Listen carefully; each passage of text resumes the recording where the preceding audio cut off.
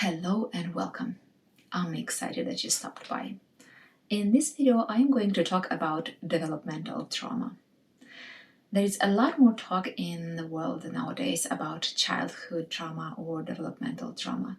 Or maybe you've heard trauma with a big T and trauma with a small t. But what is this early childhood trauma? And how is it different than other traumatic experiences? In this video, I will focus precisely on what is early trauma, what causes it, how it shows up in adulthood, especially as a dissociative lifestyle for many people. I will differentiate between developmental trauma and shock trauma. The later happening as a result of a traumatic event like a war, what we see now in Israel, Gaza Strip and other places. It can also be traumatic death in the family or an illness that requires lots of hospitalization or an earthquake, anything that is really life disrupting. And whenever there is a war, actually, this shock can impact the development as well. So it's kind of intertwined, becomes part of the developmental trauma. So what is developmental trauma?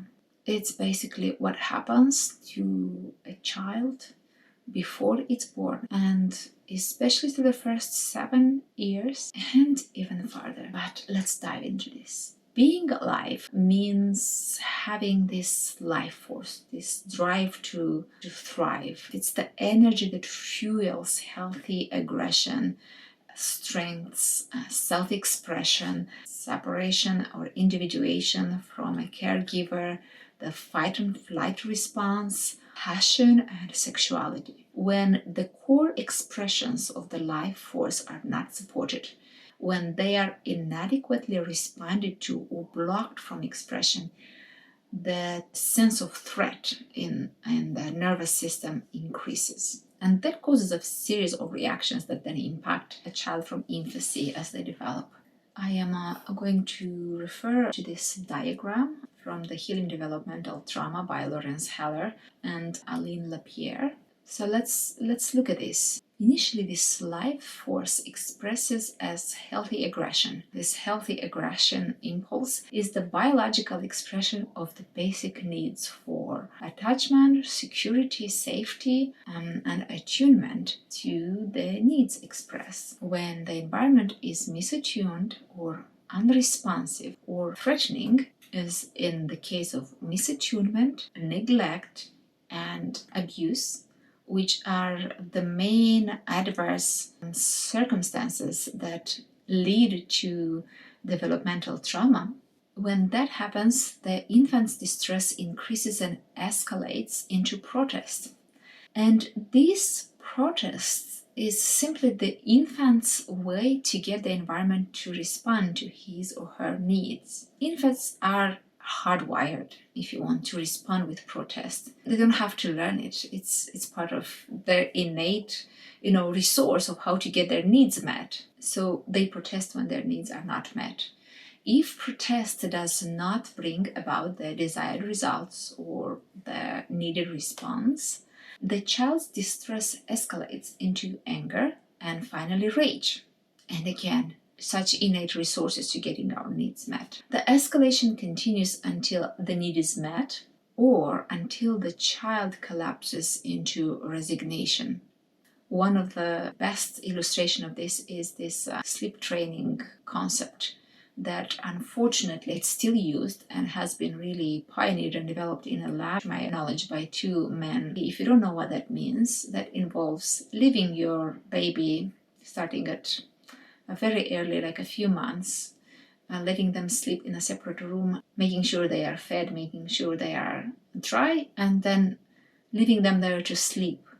And if the baby cries, then you might check on them, reassure that, okay, they are fine, and then leave them to sleep. And if they cry and protest and rage and keep screaming, you just ignore them. They don't really need anything. They need to learn that they don't really need, they're okay. To the point where they finally give up or resign, and this shutdown continues.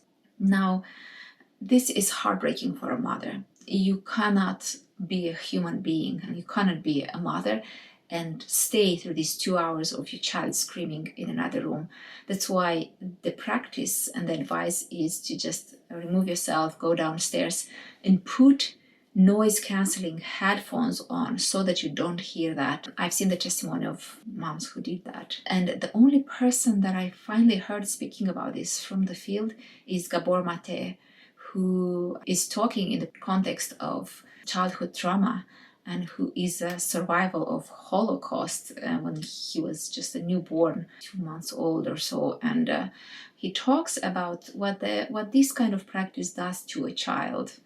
Hopefully this practice would be eradicated at some point, but this is the best illustration of what happens when a child's protest turns into anger, when needs are not met turns into rage, and when needs are not met, raging happens for a while, and because it depletes a child from all the resources, eventually it sends them into a shutdown, complete disengagement and resignation. In some cases, the escalation of aggression on the child's part is met with anger by the caregivers. This increase in threat will trigger an instinctive response involving collapse and freeze and shutdown. On an instinctive level, children understand that to continue to protest is to risk encountering even more danger, physical or by losing their connection with the caregiver, which for them, remember, it's absolutely crucial. It's life-threatening. It's equal to death. Developmentally, it is this healthy aggression and self-expression that leads children to eventually, brush their teeth by themselves, tie their shoelaces by themselves, and progressively explore the world on their own. When this healthy natural aggression and self-expression are stifled or short-circuited, if you want, through lack of attunement, abuse, or neglect, it becomes coupled with fear, shame, and misappropriated guilt. And when this happens, the separation individuation process is disrupted, and children fail to psychologically individuate and become more autonomous, a process which in turn allows them to have a greater capacity for attachment and intimacy. When the child doesn't feel secure, when she doesn't feel like their needs are heard and that it's safe to express their needs and ask, there's a shift from healthy life pursuit, later even as adults, to waiting to be told what to do, because that's how you play. These are the rules for safety. That's why we often observe this collapse, lack of motivation in the adults. But it stems all the way back from where their desire for self-expression has been short-circuited by misattuned parents, neglectful or abusive parents. Does this make sense? I hope this makes sense. How does this affect a person in adulthood? I will wrap it up here because there is a lot more to cover, but I will follow up with this in other videos. I hope you found this informing. Please let me know your thoughts and your observations in the comments. And take care.